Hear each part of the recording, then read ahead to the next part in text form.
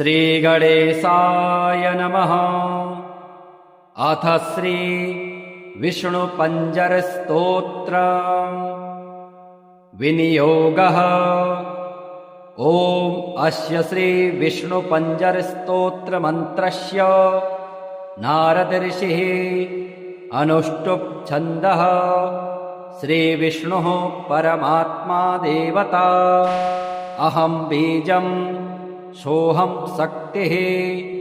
ॐ ह्रीं कीलकं मम सर्वदेहरक्षणार्थं पाठे विनियोगः। ध्यानं परमं परस्मात् प्रकृतेरनादि मेकं निविष्टं बहुधा गुहायाम् सर्वालयं सर्वचराचरस्थं नमामि विष्णुं जगदेकनाथम्। ॐ विष्णुपञ्जरकं दिव्यं सर्वदुष्टनिवारणम् उग्रतेजो महावीर्यं सर्वशत्रुनिकृन्तनं त्रिपुरं दहमानस्य हरस्य ब्रह्मणोदितं तदहं सम्प्रवक्ष्यामि आत्मरक्षाकरं नृणाम्। पादौ रक्षतु गोविन्दो जङ्घे चैव त्रिविक्रमः। ऊरू मे केशवः पातु कटिं चैव जनार्दनः। नाभिं चैवाच्युतः पातु गुह्यं चैव तु वामनः। उदरं पद्मनाभश्च पृष्ठं चैव तु माधवः। वामपार्श्वं तथा विष्णुर्दक्षिणं मधुसूदनः। बाहुवे वासुदेवश्च हृदि दामोदरस्तथा। कण्ठं रक्षतु वाराह कृष्णश्च मुखमण्डलम्। माधवः कर्णमूले तु हृषीकेशश्च नासिके। नेत्रे नारायणो रक्षेत् ललाटं गरुडध्वजः। कपोलौ केशवो रक्षेत् वैकुण्ठः सर्वतो दिशम्। श्रीवत्साङ्कश्च सर्वेषां अङ्गानां रक्षको भवेत्। पूर्वस्यां पुण्डरीकाक्ष आग्नेयां श्रीधरस्तथा। दक्षिणे नारसिंहश्च नैऋत्यां माधवोऽवतु। पुरुषोत्तमो मे वारुण्यां वायव्यां च जनार्दनः। गदाधरस्तु कौबेर्या मीशान्यां पातु केशवः। आकाशे च गदा पातु पाताले च सुदर्शनम्। सन्नद्धः सर्वगात्रेषु प्रविष्टो विष्णुपञ्जरः। विष्णुपञ्जरविष्टोऽहं विचरामि महीतले। राजद्वारे पथे घोरे सङ्ग्रामे शत्रुसङ्कटे। नदीषु च रणे चैव चोरव्याघ्रभयेषु च। डाकिनी प्रेतभूतेषु भयं तस्य न जायते। रक्ष रक्ष महादेव रक्ष रक्ष जनेश्वर। रक्षन्तु देवताः सर्वा ब्रह्मा विष्णु महेश्वरः। जले रक्षतु वाराह स्थले रक्षतु वामनः। अटव्यां नारसिंहश्च सर्वतः पातु केशवः। दिवा रक्षतु मां सूर्यो रात्रौ रक्षतु चन्द्रमः। पन्थानां दुर्गमं रक्षेत् सर्वमेव जनार्दनः। रोगविघ्नहतश्चैव ब्रह्मः गुरुतल्पगः। स्त्रीहन्ता बालघाती च सुरापो वृषलेपति। मुच्यते सर्वपापेभ्यो यः पठेन्नात्र संशयः। अपुत्रो लभते पुत्रं धनार्थी लभते धनम्। विद्यार्थी लभते विद्यां मोक्षार्थी लभते गतिम् आपदो हरते नित्यं विष्णुस्तोत्रार्थसम्पदा यस्त्विदं पठते स्तोत्रं विष्णुपञ्जरमुत्तमम् मुच्यते सर्वपापेभ्यो विष्णुलोकं स गच्छति गोसहस्रफलं तस्य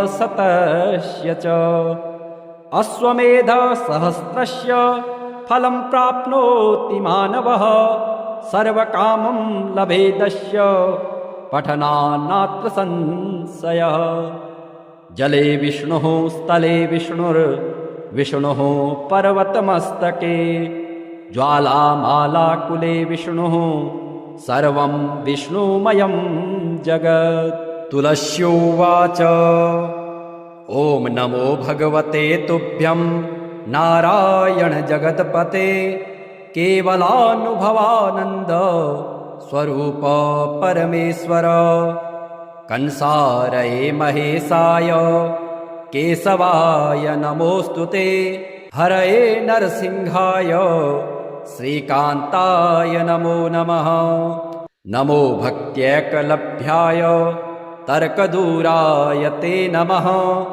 नमो वेदान्तवेद्याय विद्यावेद्याय ते नमः नमस्ते श्रुतिगम्याय श्रुतिस्तुत्याय ते नमः नमो नीलघनश्याम तनवे धृतमूर्तये बहुरूपोरुरूपाय निरूपाय नमो नमः पूजकाय च पूज्याय पत्रपुष्पफलः प्रभो अभवाय भवेच्छेत्रे सुखदुःखप्रदाय च तवैवाहं सुखकरा त्वञ्च मे प्रभुरीश्वर नमस्तुभ्यं नमस्तुभ्यं नमस्तुभ्यं हरे नमः इति श्रुत्वा दण्डवत्सा कृत्वा तञ्च प्रदक्षिणं पुनस्तुष्टावतुष्टात्मा वचोभिर्मलः सखी ध्यानं परमं परस्मात् प्रकृतेरनादि मेकं निविष्टं बहुधा गुहायां सर्वालयं सर्वचराचरस्थं नमामि विष्णुं जगदेकनाथम्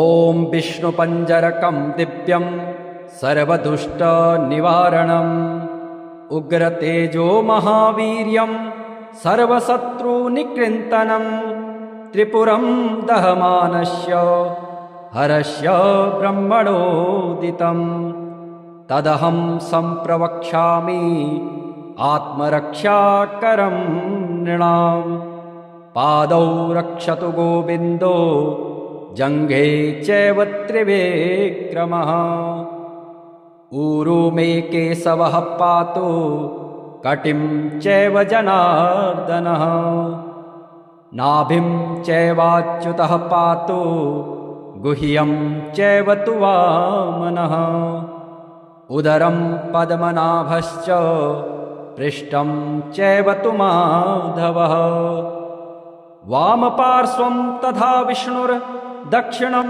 मधुसूदनः बाहुवे वासुदेवश्च हृदि दामोदरस्तथा कण्ठं रक्षतु वाराह कृष्णश्च मुखमण्डलं माधवः कर्णमूले तु हृषिकेशश्च नासिके नेत्रे नारायणो रक्षेत् ललाटं गरुडध्वजः कपोलौ केशवो रक्षेत् वैकुण्ठः सर्वतो दिशं श्रीवत्साङ्कश्च सर्वेषां अङ्गानां रक्षको भवेत् पूर्वस्यां पुण्डरीकाक्ष आग्नेयां श्रीधरस्तथा दक्षिणे नारसिंहश्च नैऋत्यां माधवोऽवतु पुरुषोत्तमो मे वारुण्यां वायव्यां च जनार्दनः गदाधरस्तु कौबेर्या मीशान्यां पातु केशवः आकाशे च गदा पातु पाताले च सुदर्शनम् सन्नद्धः सर्वगात्रेषु प्रविष्टो विष्णुपञ्जरः विष्णुपञ्जरविष्टोऽहं विचरामि महीतले राजद्वारे पथे घोरे संग्रामे शत्रुसङ्कटे नदीषु च रणे चैव चोरव्याघ्रभयेषु च डाकिनी प्रेतभूतेषु भयं तस्य न जायते रक्ष रक्ष महादेव रक्ष रक्ष जनेश्वर रक्षन्तु देवताः सर्वा ब्रह्मा विष्णु महेश्वरः जले रक्षतु वाराह स्थले रक्षतु वामनः अटव्यां नारसिंहश्च सर्वतः पातु केशवः दिवा रक्षतु मां सूर्यो रात्रो रक्षतु चन्द्रमः पन्थानां दुर्गमं रक्षेत् सर्वमेव जनार्दनः रोगविघ्नहतश्चैव ब्रह्मः गुरुतल्पगः स्त्रीहन्ता बालघाती च सुरापो वृषलेपति मुच्यते सर्वपापेभ्यो यः पठेन्नात्र संशयः अपुत्रो लभते पुत्रं धनार्थी लभते धनं विद्यार्थी लभते विद्यां मोक्षार्थी लभते गतिम् आपदो हरते नित्यं विष्णुस्तोत्रार्थसम्पदा यस्त्विदं पठते स्तोत्रं विष्णुपञ्जरमुत्तमम् मुच्यते सर्वपापेभ्यो विष्णुलोकं स गच्छति गोसहस्रफलं तस्य वाजपेयशतस्य च अश्वमेधसहस्रस्य फलं प्राप्नोति मानवः सर्वकामं लभेदस्य पठनान्नात्र संशयः जले विष्णुः स्थले विष्णुर्विष्णुः पर्वतमस्तके ज्वालामालाकुले विष्णुः सर्वं विष्णुमयं जगत् तुलस्योवाच ॐ नमो भगवते तुभ्यं नारायण जगत्पते केवलानुभवानन्द स्वरूप परमेश्वर कंसारये महेशाय केशवाय नमोऽस्तुते हरये नरसिंहाय श्रीकान्ताय नमो नमः नमो भक्त्यैकलभ्याय तर्कदूराय ते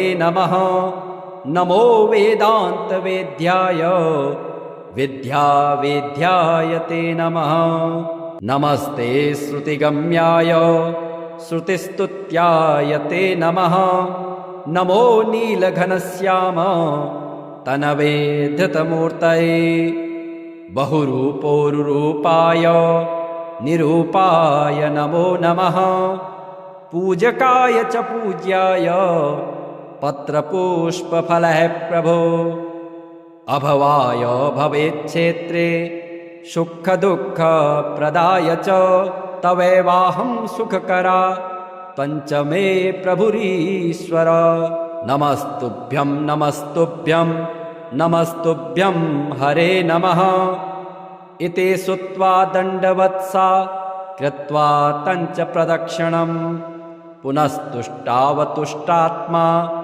वचोभिर्मलः सखी ध्यानं परमं परस्मात् प्रकृतेरनादि मेकं निविष्टं बहुधा गुहायां सर्वालयं सर्वचराचरस्थं नमामि विष्णुं जगदेकनाथम् ॐ विष्णुपञ्जरकं दिव्यं सर्वदुष्टनिवारणम् उग्रतेजो महावीर्यं सर्वशत्रुनिकृन्तनं त्रिपुरं दहमानस्य हरस्य ब्रह्मणोदितं तदहं सम्प्रवक्ष्यामि आत्मरक्षाकरं नृणाम्। पादौ रक्षतु गोविन्दो जङ्घे चैव त्रिविक्रमः। ऊरू मे केशवः पातु कटिं चैव जनार्दनः। नाभिं चैवाच्युतः पातु गुह्यं चैव तु वामनः। उदरं पद्मनाभश्च पृष्ठं चैव तु माधवः। वामपार्श्वं तथा विष्णुर्दक्षिणं मधुसूदनः। बाहुवे वासुदेवश्च हृदि दामोदरस्तथा।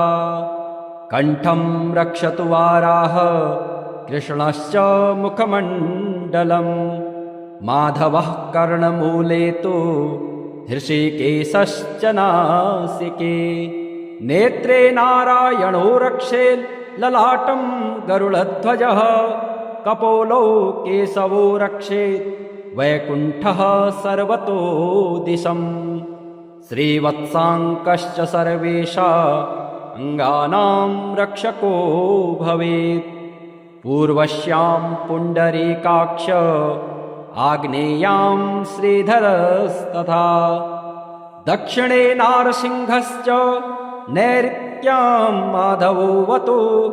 पुरुषोत्तमो मे वारुण्यां वायव्यां च जनार्दनः। गदाधरस्तु कौबेर्या मीशान्यां पातु केशवः। आकाशे च गदा पातु पाताले च सुदर्शनम्। सन्नद्धः सर्वगात्रेषु प्रविष्टो विष्णुपञ्जरः। विष्णुपञ्जरविष्टोऽहं विचरामि महीतले। राजद्वारे पथे घोरे सङ्ग्रामे शत्रुसङ्कटे। नदीषु च रणे चैव चोरव्याघ्रभयेषु च। डाकिनी प्रेतभूतेषु भयं तस्य न जायते। रक्ष रक्ष महादेव रक्ष रक्ष जनेश्वर। रक्षन्तु देवताः सर्वा ब्रह्मा विष्णुमहेश्वरः। जले रक्षतु वाराह स्थले रक्षतु वामनः। अटव्यां नारसिंहश्च सर्वतः पातु केशवः। दिवा रक्षतु मां सूर्यो रात्रौ रक्षतु चन्द्रमः। पन्थानां दुर्गमं रक्षेत् सर्वमेव जनार्दनः। रोगविघ्नहतश्चैव ब्रह्मः गुरुतल्पगः। स्त्रीहन्ता बालघाती च सुरापो वृषलेपति। मुच्यते सर्वपापेभ्यो यः पठेन्नात्र संशयः। अपुत्रो लभते पुत्रं धनार्थी लभते धनं। विद्यार्थी लभते विद्यां मोक्षार्थी लभते गतिम्। आपदो हरते नित्यं विष्णुस्तोत्रार्थसम्पदा। यस्त्विदं पठते स्तोत्रं विष्णुपञ्जरमुत्तमम्। मुच्यते सर्वपापेभ्यो विष्णुलोकं स गच्छति। गोसहस्रफलं तस्य वाजपेयशतस्य च। अश्वमेधसहस्रस्य फलं प्राप्नोति मानवः। सर्वकामं लभेदस्य पठनान्नात्र संशयः। जले विष्णुः स्थले विष्णुर्विष्णुः पर्वतमस्तके। ज्वालामालाकुले विष्णुः सर्वं विष्णुमयं जगत्। तुलस्योवाच ॐ नमो भगवते तुभ्यं नारायण जगत्पते। केवलानुभवानन्द स्वरूप परमेश्वर। कंसारये महेशाय केशवाय नमोऽस्तुते। हरये नरसिंहाय श्रीकान्ताय नमो नमः। नमो भक्त्यैकलभ्याय तर्कदूराय ते नमः। नमो वेदान्तवेद्याय विद्यावेद्याय ते नमः। नमस्ते श्रुतिगम्याय श्रुतिस्तुत्याय ते नमः। नमो नीलघनश्याम तनवे धृतमूर्तये बहुरूपोरुरूपाय निरूपाय नमो नमः। पूजकाय च पूज्याय पत्रपुष्पफलः प्रभो। अभवाय भवेच्छेत्रे सुखदुःखप्रदाय च तवैवाहं सुखकरा पञ्चमे प्रभुरीश्वर। नमस्तुभ्यं नमस्तुभ्यं नमस्तुभ्यं हरे नमः। इति श्रुत्वा दण्डवत्सा कृत्वा तञ्च प्रदक्षिणं पुनस्तुष्टावतुष्टात्मा वचोभिर्मलः सखी।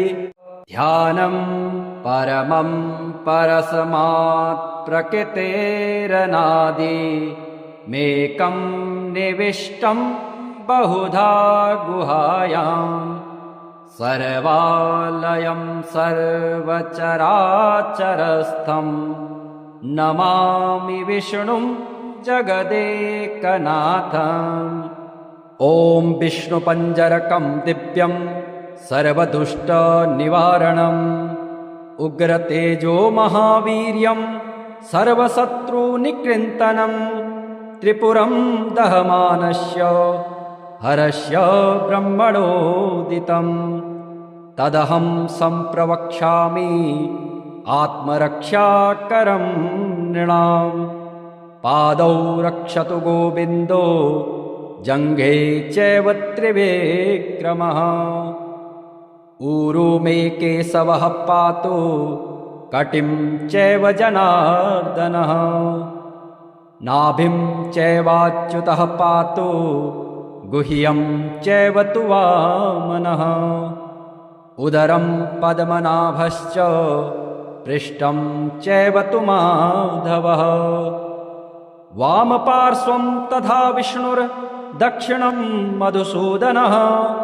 बाहुवे वासुदेवश्च हृदि दामोदरस्तथा। कण्ठं रक्षतु वाराह कृष्णश्च मुखमण्डलं। माधवः कर्णमूले तु हृषिकेशश्च नासिके। नेत्रे नारायणो रक्षेत् ललाटं गरुडध्वजः। कपोलो केशवो रक्षेत् वैकुण्ठः सर्वतो दिशम्। श्रीवत्साङ्कश्च सर्वेषा अङ्गानां रक्षको भवेत्। पूर्वस्यां पुण्डरीकाक्ष आग्नेयां श्रीधरस्तथा। दक्षिणे नारसिंहश्च नैऋत्यां माधवोऽवतु। पुरुषोत्तमो मे वारुण्यां वायव्यां च जनार्दनः। गदाधरस्तु कौबेर्या मीशान्यां पातु केशवः। आकाशे च गदा पातु पाताले च सुदर्शनम्। सन्नद्धः सर्वगात्रेषु प्रविष्टो विष्णुपञ्जरः। विष्णुपञ्जरविष्टोऽहं विचरामि महीतले। राजद्वारे पथे घोरे सङ्ग्रामे शत्रुसङ्कटे। नदीषु च रणे चैव चोरव्याघ्रभयेषु च। डाकिनी प्रेतभूतेषु भयं तस्य न जायते। रक्ष रक्ष महादेव रक्ष रक्ष जनेश्वर। रक्षन्तु देवताः सर्वा ब्रह्मा विष्णु महेश्वरः। जले रक्षतु वाराह स्थले रक्षतु वामनः। अटव्यां नारसिंहश्च सर्वतः पातु केशवः। दिवा रक्षतु मां सूर्यो रात्रो रक्षतु चन्द्रमः। पन्थानां दुर्गमं रक्षेत् सर्वमेव जनार्दनः। रोगविघ्नहतश्चैव ब्रह्मः गुरुतल्पगः स्त्रीहन्ता बालघाती च सुरापो वृषलेपते मुच्यते सर्वपापेभ्यो यः पठेन्नात्र संशयः अपुत्रो लभते पुत्रं धनार्थी लभते धनं विद्यार्थी लभते विद्यां मोक्षार्थी लभते गतिम् आपदो हरते नित्यं विष्णुस्तोत्रार्थसम्पदा यस्त्विदं पठते स्तोत्रं विष्णुपञ्जरमुत्तमम् मुच्यते सर्वपापेभ्यो विष्णुलोकं स गच्छति गोसहस्रफलं तस्य वाजपेयशतस्य च अश्वमेधसहस्रस्य फलं प्राप्नोति मानवः सर्वकामं लभेदस्य पठनान्नात्र संशयः जले विष्णुः स्थले विष्णुर्विष्णुः पर्वतमस्तके ज्वालामालाकुले विष्णुः सर्वं विष्णुमयं जगत् तुलस्योवाच ॐ नमो भगवते तुभ्यं नारायण जगत्पते केवलानुभवानन्द स्वरूप परमेश्वर कंसारये महेशाय केशवाय नमोऽस्तुते हरये नरसिंहाय श्रीकान्ताय नमो नमः नमो भक्त्यैकलभ्याय तर्कदूराय ते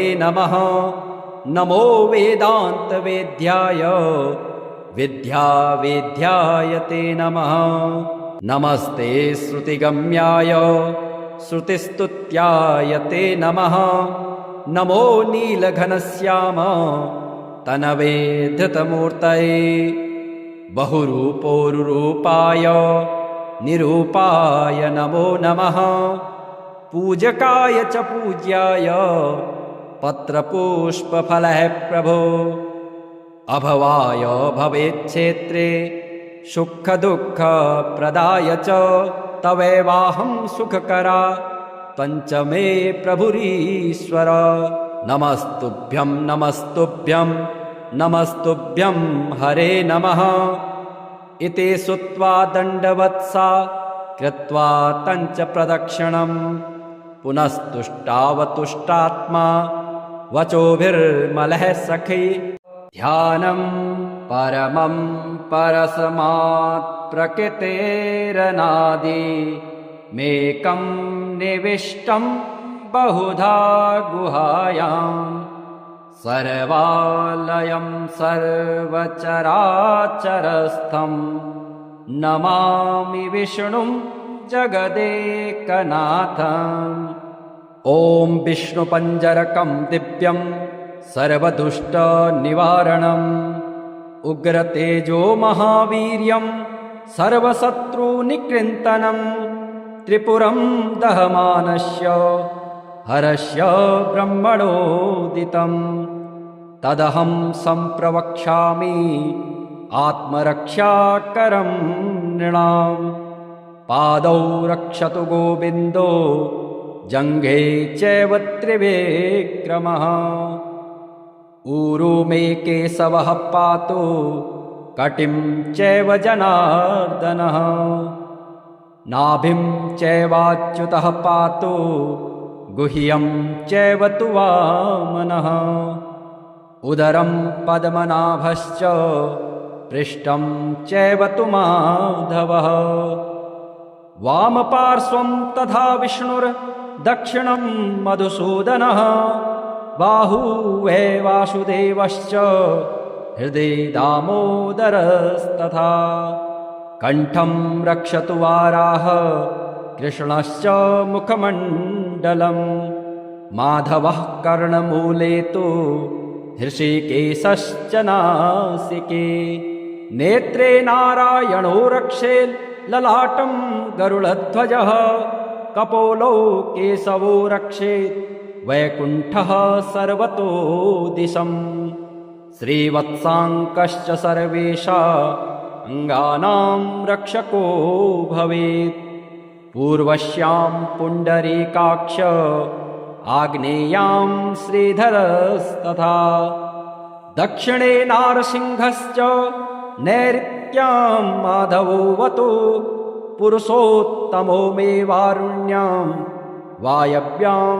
च जनार्दनः गदाधरस्तु कौबेर्या मीशान्यां पातु केशवः आकाशे च गदा पातु पाताले च सुदर्शनम् सन्नद्धः सर्वगात्रेषु प्रविष्टो विष्णुपञ्जरः विष्णुपञ्जरविष्टोऽहं विचरामि महीतले राजद्वारे पथे घोरे संग्रामे शत्रुसङ्कटे नदीषु च रणे चैव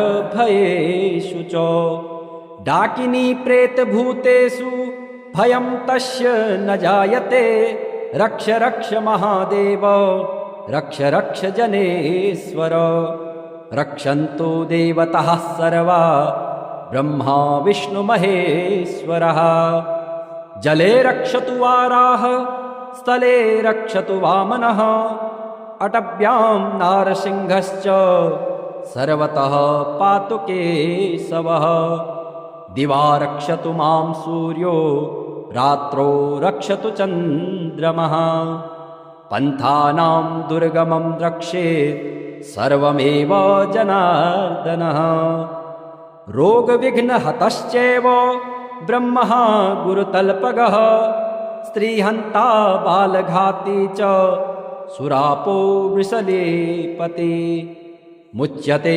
सर्वपापेभ्यो यः पठेन्नात्र संशयः अपुत्रो लभते पुत्रं धनार्थी लभते धनं विद्यार्थी लभते विद्यां मोक्षार्थी लभते गतिम् आपदो हरते नित्यं विष्णुस्तोत्रार्थसम्पदा यस्त्विदं पठते स्तोत्रं विष्णुपञ्जरमुत्तमम् मुच्यते सर्वपापेभ्यो विष्णुलोकं स गच्छति गोसहस्रफलं तस्य वाजपेयशतस्य च अश्वमेधसहस्रस्य फलं प्राप्नोति मानवः सर्वकामं लभेदस्य पठनान्नात्र संशयः जले विष्णुः स्थले विष्णुर्विष्णुः पर्वतमस्तके ज्वालामालाकुले विष्णुः सर्वं विष्णुमयं जगत् तुलस्योवाच ॐ नमो भगवते तुभ्यं नारायण जगत्पते केवलानुभवानन्द स्वरूप परमेश्वर कंसारये महेशाय केशवाय नमोऽस्तुते हरये नरसिंहाय श्रीकान्ताय नमो नमः नमो भक्त्यैकलभ्याय तर्कदूराय ते नमः नमो वेदान्तवेद्याय विद्यावेद्याय ते नमः नमस्ते श्रुतिगम्याय श्रुतिस्तुत्याय ते नमः नमो नीलघनश्याम तनवे धृतमूर्तये बहुरूपोरुरूपाय निरूपाय नमो नमः पूजकाय च पूज्याय पत्रपुष्पफलः प्रभो अभवाय भवेच्छेत्रे सुखदुःखप्रदाय च तवैवाहं सुखकरा पञ्चमे प्रभुरीश्वर नमस्तुभ्यं नमस्तुभ्यं नमस्तुभ्यं हरे नमः इति श्रुत्वा दण्डवत्सा कृत्वा तञ्च प्रदक्षिणं पुनस्तुष्टावतुष्टात्मा वचोभिर्मलः सखी